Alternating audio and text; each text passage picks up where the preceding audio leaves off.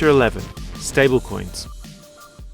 One of the major problems that cryptocurrency investors have encountered in the massive booms and massive busts that cryptocurrencies experience has been the difficulty in locking in gains before the market drops again. While it has always been possible to exchange the money for stable fiat currencies like dollars or euros, fiat currencies have a number of drawbacks in comparison to cryptocurrencies. Specifically, fiat currencies aren't portable. With Bitcoin, it's very easy to instantly transfer it from exchange A that trades in a particular coin to exchange B on the other side of the world that trades a particular coin that exchange A doesn't support. However, compared to fiat currencies, the volatility of cryptocurrencies is tremendous. For example, one particular coin, Nano, went from 35 cents at the start of December 2017 to $35 in January 2018, then straight back to $1.09 by August 2018. The unreliability of exchanges in the crypto Wild West also means that it's never a good idea to leave a large amount of money on an exchange. Bitcoin can be easily transferred to an offline paper wallet that is hacker-proof, but alas, this is not an option for fiat currencies. Fortunes can be lost as easily as they can be won, be it through price fluctuations or online hacks, so a currency that has the portable properties of cryptocurrency as well as the stability of fiat currencies could be very useful indeed. Et voila, the stablecoin. The idea of the stablecoin is to create a cryptocurrency that maintains a currency peg with a fiat equivalent like the US dollar or the euro. By maintaining a buy wall below the desired price, buying all tokens when the spot price drops below the target price, and a sell wall above the desired price, selling more tokens when the spot price rises above the target price, the token stays consistently at a constant spot price, ensuring trustability. The most well-known implementation of this methodology is Tether, a cryptocurrency that maintains a constant peg with the US dollar, where one Tether equals $1. Much like the gold standard on which all fiat currency was once based, the idea of a traditional asset-based coin like Tether is that each Tether is fully backed by the equivalent amount in fiat currency, in Tether's case, dollars. Each time a dollar is sold, the proceeds from the sale are deposited in a US dollar bank account, ensuring that in the event of the business shutting down, all Tether owners could theoretically be made whole by liquidating the balance in the Tether bank account and distributing that reserve hard currency to Tether owners.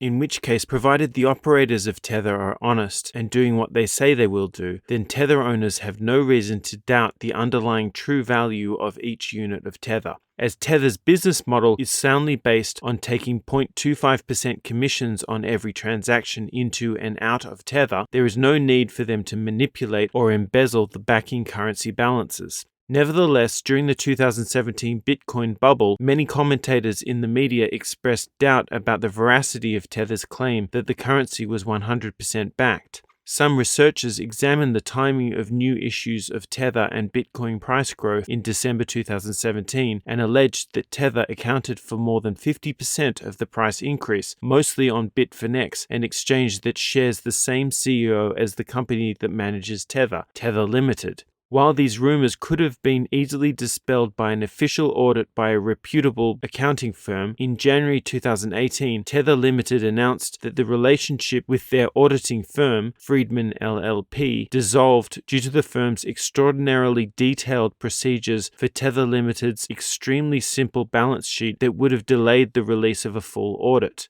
More likely than not, Tether's audit problems could likely stem from the traditional banking sector problems that most companies in the cryptocurrency industry experience. The banking industry is aware of the competitive threat posed by cryptocurrencies, and banks haven't been afraid to terminate banking relationships with cryptocurrency companies under the guise of them being high risk. Even if certain banks are amenable to cryptocurrency clientele, most aren't, they have found themselves under pressure from the even larger correspondent banks that clear transactions between banks internationally and thus don't want the competition from cryptocurrencies. Size doesn't matter, as even the large exchanges like Bitfinex are constantly having to change banking partners to route wire transfers through shell companies that just help disguise the true nature of their businesses. As a cryptocurrency investor, it's not unusual to receive wire transfers from odd-sounding corporations like CryptoZPZoo in Poland, in Bitfinex's case, when transferring fiat off the platform. No doubt Tether has faced similar challenges, and it's not just the banking industry.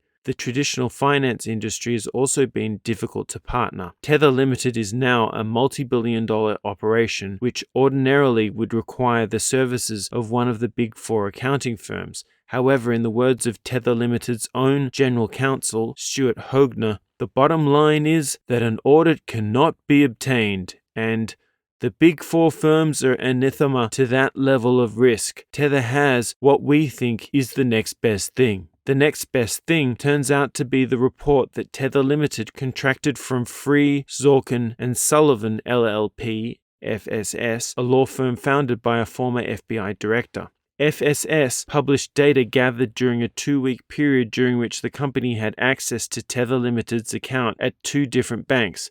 The 3-page report showed a snapshot of Tether's bank accounts on June 1, 2018, revealing that Tether held a little over $2.5 billion across the 2 bank accounts that accounted for the entire amount of the Tether outstanding at the time. Of course, this wasn't a full audit proving that at all historical periods, all Tether have been fully backed by US dollars, but given the likely opaque structure of the Tether corporate organization, with shell companies controlling but not necessarily owned by Tether Limited, this is likely to be as close to a formal audit as is possible in view of the current regulatory environment.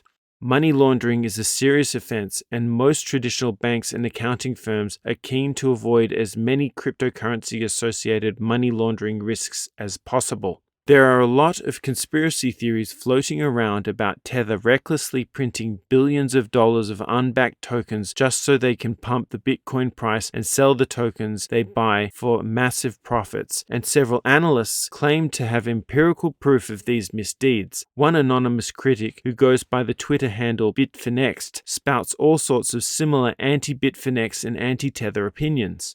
While no definitive proof has ever been exposed, in October 2018, Bloomberg reported that the US federal authorities were conducting an investigation into whether Tether was used to manipulate the price of Bitcoin. Additionally, in March 2019, the New York Attorney General launched a suit against Ifinex Limited, the parent company that operates Bitfinex and controls Tether Limited, for using their reserves to cover up an $850 million loss and allegedly commingling corporate and client deposits. However, Bitfinex, as one of the largest cryptocurrency exchanges in the world, has a substantial interest in the stability of the ecosystem, and it does to a certain extent seem counterintuitive for them to want to jeopardize their standards and long-term prospects in a spectacular pump-and-dump fraud that might even end up in a criminal conviction and a prison sentence, let alone destroy the credibility and stability of the business they've spent so much time and effort establishing.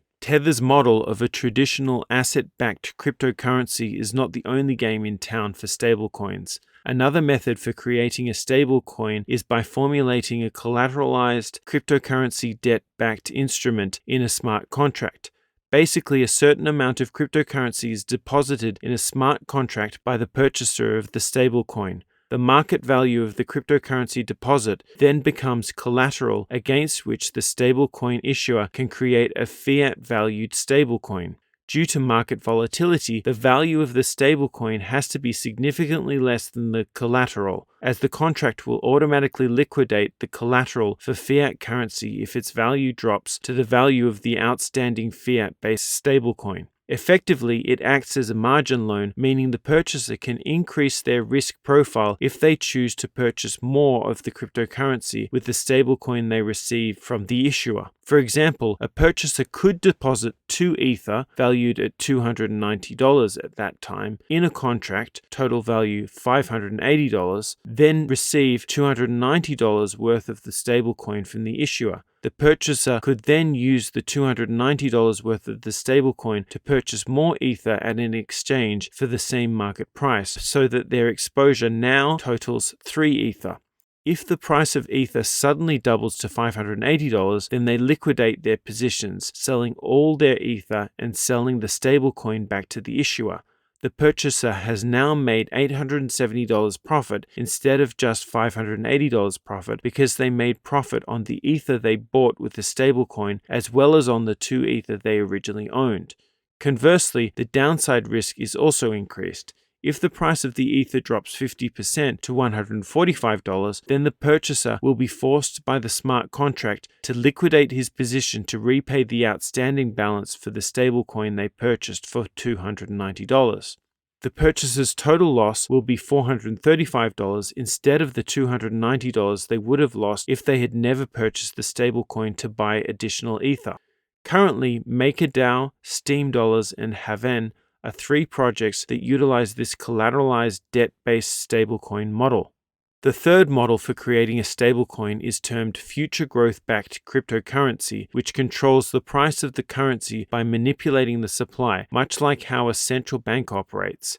In this case, the system has 2 tokens, the stablecoin and shares. However, the stablecoin can only be purchased with shares, and the shares can only be purchased with the stablecoin. If the stablecoin price exceeds the price target, the algorithm issues more stablecoins and auctions them to the highest bidder who must pay with shares, thus increasing the supply of stablecoins. Likewise, if the stablecoin price decreases to less than the target price, the algorithm auctions off shares that can only be purchased with stablecoins, effectively decreasing the supply for the stablecoin and increasing its price.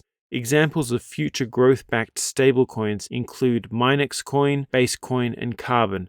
The system is still considered experimental. Overall, stablecoins have become an essential part of the cryptocurrency economy and are expected to improve their functionality in the next few years. Next episode of WTF is Bitcoin, the cryptocurrency and blockchain guide for dinner parties. We'll be reading Chapter 12, Controversies, and we'll focus on the many dramatic incidents that have occurred during Bitcoin's adolescence, including elaborating on the details of the Silk Road drug marketplace enterprise and the Mt. Gox bankruptcy. If you enjoyed today's episode, don't hesitate to like, comment, subscribe, and share this podcast with anyone you think will enjoy it. It really helps us reach a much larger audience.